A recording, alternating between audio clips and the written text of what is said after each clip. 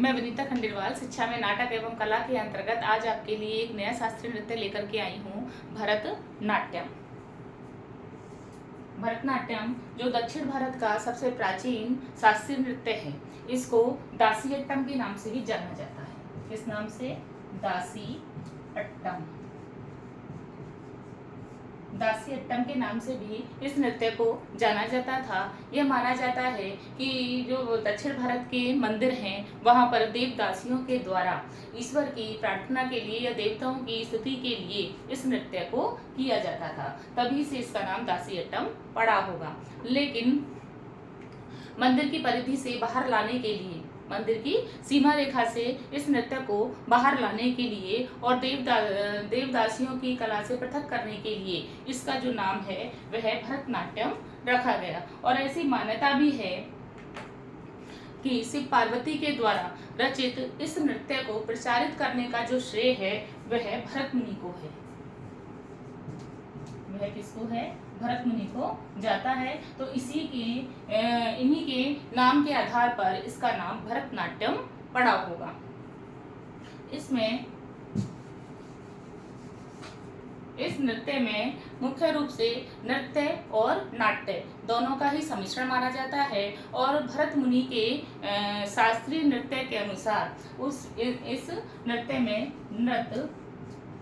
नृत्य और नाट्य तीनों का सम्मिश्रण देखने को मिलता है।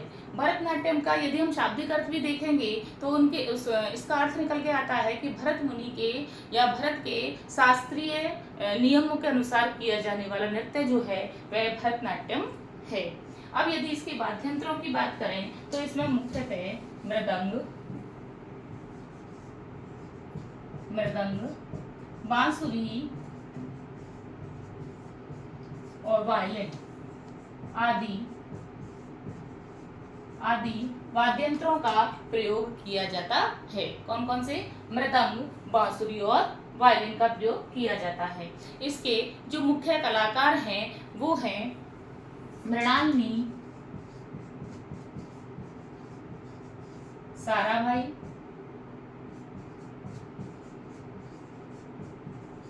कविता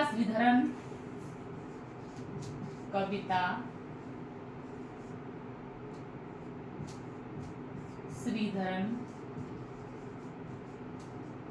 यामिनी कृष्णमूर्ति आदि बहुत से कलाकार हैं। लेकिन जो मुख्य कलाकार हैं लीला सैमसन, यामिनी कृष्णमूर्ति, कविता श्रीधरन, मृणालिनी साराभाई और भी बहुत से कलाकार हैं जिन्होंने जो इस भरतनाट्यम को बहुत अधिक रुचिकर और फेमस बनाते हैं। सामान्यतः यह जो नृत्य है वह स्त्रियों के द्वारा किया जाने वाला नृत्य है। जो वेशभूषा इसमें स्त्रियां पहनती हैं वो मराठी स्टाइल की लंबी साड़ी पहनती हैं जो दोनों पैरों के बीच में चिपकी हुई रहती है। इसमें जो स्त्रियां हैं वह बाजुओं में और गले में आभूषण पहनती हैं, कमर में करधनी पहनती हैं और उनके जो फेस पर या उनके कहें चेहरे पर लालिमा और होठों पर लाली लगी रहती है। बिंदी का प्रयोग भी वह करती हैं। इसमें बालों को बहुत सुंदर तरीके से चोटी के रूप में बांधा जाता है।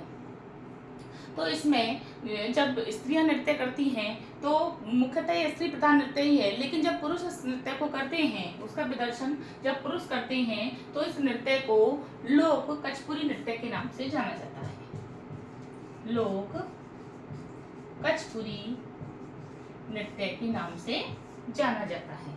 इस नाम से लोक कचपुरी नृत्य के नाम से जाना जाता है जब पुरुष वर्ग इस नृत्य का प्रदर्शन करता है। इस नृत्य में 5 आसन माने जाते हैं। वह 5 आसन कौन से हैं? पदम, सृष्टि, योग, वीर, पदम, सृष्टि, योग, वीर और सिद्ध। ये 5 आसन जो हैं इसके माने जाते हैं। इसमें घुटनों के 4 मोड़ माने जाते हैं। जब घुटने जब मुड़ता है तो उसके 4 प्रकार माने गए हैं। मंडला, वो कौन कौन से हैं? मंडला, अर्धमंडला, मंडला, अर्धमंडला, सममंडला और नृत्य मंडला। सम मंडला और नृत्य मंडला। ठीक है, इसमें पैरों के 4 मोड़ होते हैं। उनके कौन कौन से प्रकार हैं? मंडला, अर्धमंडला, सममंडला और नृत्य मंडला। इसमें 3 जो हैं वो पद विक्षेप माने गए हैं। वो कौन कौन से हैं? उचित, कुंचित, ये क्या है? ये 3 पद विक्षेप हैं जो उचित, कुंचित और ऊर्ध्वंचित, ऊर्ध्वंचित, ये 3 जो हैं वो पद विक्षेप माने गए हैं। इसमें 4 गति भी शामिल होती हैं। वो 4 गति कौन कौन सी हैं? करण, अंगहार, रेचक, पिंडी, वध। कौन कौन सी हैं ये 4 गति? कंचक,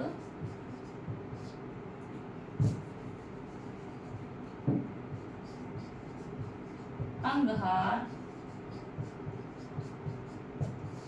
कौन कौन सी हैं? कंचक नहीं है, सॉरी, करण है।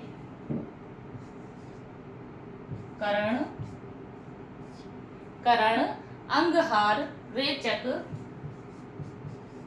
और पिंडी, वध। ठीक है, कौन कौन सी हैं? दोबारा से मैं एक बार फिर से बता देती हूँ आपको। करण, अंगहार, रेचक और पिंडी, वध। ठीक है, तो ये जो नृत्य है ये दक्षिण भारत के प्रमुख नृत्यों में से, शास्त्रीय नृत्यों में से एक है। धन्यवाद।